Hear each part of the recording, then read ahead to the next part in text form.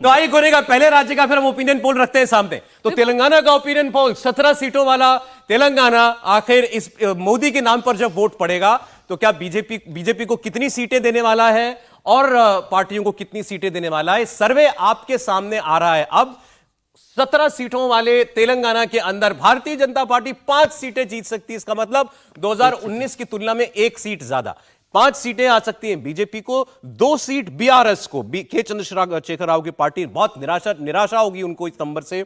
Congress party वहां पर सबसे बड़ी पार्टी बनेगी, ऐसा हमको लगता है सर्वे के आधार पर। 9 सीटें कांग्रेस को मिल सकती हैं और एआईएमआईएम को, जो हैदराबाद की सीटें में मैं मान के चल रहा हूं ये वही सीट होगी, अभी डिटेल में हम लोग बात करेंगे। तो 1 सीट एआईएमआईएम को, 5 बीजेपी, 2 बीआरएस, कांग्रेस 9 और एमआईएम को 1 सीट। बीजेपी गोनिका यानी 2019 की तुलना में 1 सीट गेन करती हुई दिखाई दे रही है। तो के चंद्रशेखर राव के लिए जाहिर तौर पर एक बहुत बड़ी निराशा है कि 2 सीटें हैं। राज्य तो उनके हाथ से गया ही गया, अब लोकसभा चुनाव में भी उनको सफलता मिलती नहीं दिख रही है। कांग्रेस की 9 सीटें, समीर जी क्या कहेंगे इस ओपिनियन पोल के नतीजों पर? क्या लग रहा है आपको कि ये आपके अनुमान के मुताबिक लग रहा है कि वही नतीजे हैं जो आप सोच रहे हैं या आपका अनुमान है? निश्चित रूप से मुझे लग रहा था कि तेलंगाना के अंदर भारतीय जनता पार्टी बेहतर प्रदर्शन करेगी, क्योंकि 2019 का अगर परिणाम देखेंगे तो भारतीय जनता पार्टी को वहां से 4 सीटें मिली थी। हालांकि 3 उनके सांसद अभी विधानसभा चुनाव में हार गए थे, जी किशन रेड्डी चुनाव नहीं लड़े थे, जिसमें से 2 को भारतीय जनता पार्टी ने फिर से टिकट दे दिया है। और अभी एक बापूराव जो है आदिलाबाद की, शायद उनको अभी टिकट डिक्लेयर नहीं किया है। लेकिन भारतीय जनता पार्टी का वहाँ संगठन लगातार मजबूत रहा, तो मुझे उम्मीद थी कि भारतीय जनता पार्टी 5 से 6 सीटें तेलंगाना के अंदर जीत सकती है।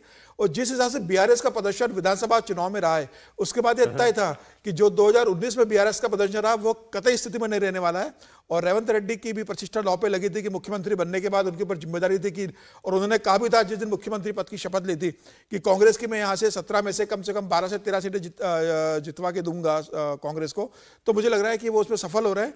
9 सीटें कांग्रेस को आ रही है। तो मुझे लग रहा है कि जिस हिसाब से विधानसभा चुनाव में अल्पसंख्यक वोट जो एक लोकसभा चुनाव में कांग्रेस, विधानसभा चुनाव में कांग्रेस साथ गया था, वही बीआरएस का अल्पसंख्यक मतदाताओं का एक बड़ा वर्ग कांग्रेस के पास लोकसभा चुनाव में वोटिंग कर रहा है, और इसीलिए कांग्रेस को वहां बेनिफिट हो रहा है और बीआरएस को नुकसान हो रहा है।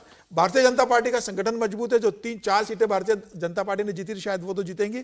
इसके अलावा अभी एक बीआरएस के सांसद भी भारतीय जनता पार्टी में आ गए, उन्हें टिकट दे दिया गया है, पाटिल को। मतलब बीजेपी इससे बेहतर कर सकती थी, आपको ऐसा लगता है? हाँ, मुझे लग रहा है कि 6 सीटों की मुझे उम्मीद थी कि 6 से 7 हिसाब से विधानसभा चुनाव में भी भारतीय जनता पार्टी का जो प्रदर्शन रहा है कि 8 सीटें जीती और वोट बैंक दुगुना कर लिया था, तो मुझे उम्मीद है कि 5 से 6 सर्वे बता रहा है कि यहाँ सीधी टक्कर कांग्रेस और भारतीय जनता पार्टी के बीच ही तेलंगाना में हुई है, लेकिन बीजेपी शायद चाहती हो कि इससे और बेहतर करे। कृष्णा सर, मेरे को तो लगता है कि जो वोट परसेंटेज बीजेपी की बड़ी थी असेंबली में, शायद उसका असर अभी लोकसभा में भी पड़ रहा है, इसीलिए उनका सीट थोड़ा ज़्यादा बड़ा है। 4 से 5, मैं कहता हूँ 6 भी हो सकता है, 6 या 7, मैक्सिमम 7 हो सकता है, मेरे को ये लग रहा है अभी तक।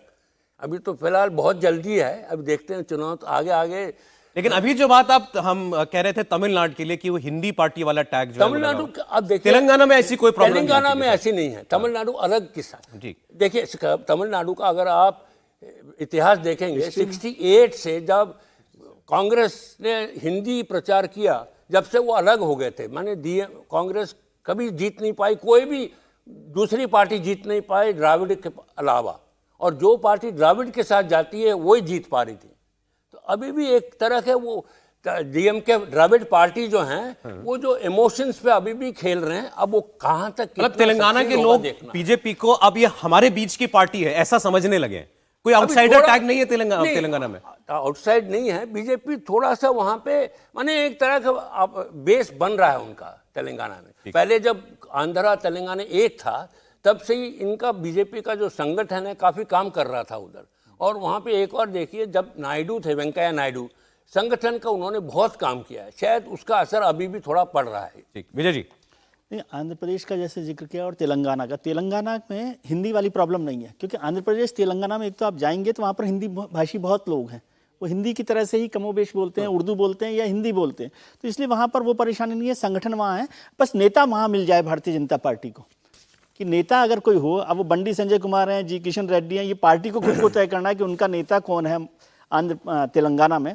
उससे मुझे लगता है कि उनका संगठन और ज़्यादा मजबूत तरीके से आ सकता है, लेकिन परफॉर्मेंस उनकी कमोबेश ये रहने वाली है, बाय एंड लार्ज इससे आपको कम लगता है नहीं कि यही होगी। जो दिख रहा है, हाँ, उतना strength के रहेगा, आधार पर strength इतनी, रहेगा, क्योंकि रेवंत रेड्डी सीटें जो आ है ना सकती बड़े ताकतवर लीडर के तौर पर निकल कर आए हैं और कांग्रेस को उन्होंने एक मजबूत जगह दी। हालांकि वो भी एक जमाने तक एबीवीपी के नेता रहे हैं, लेकिन कांग्रेस के बजाय भारतीय जनता पार्टी अपनी लीडरशिप पर डावाडोल ना हो, किसको नेता बनाना है, तो आज की तारीख में भी आंध्र तेलंगाना में बेहतर कर सकती है और ये बिल्कुल, नीरज जी, प्रदर्शन हो क्योंकि सकता है।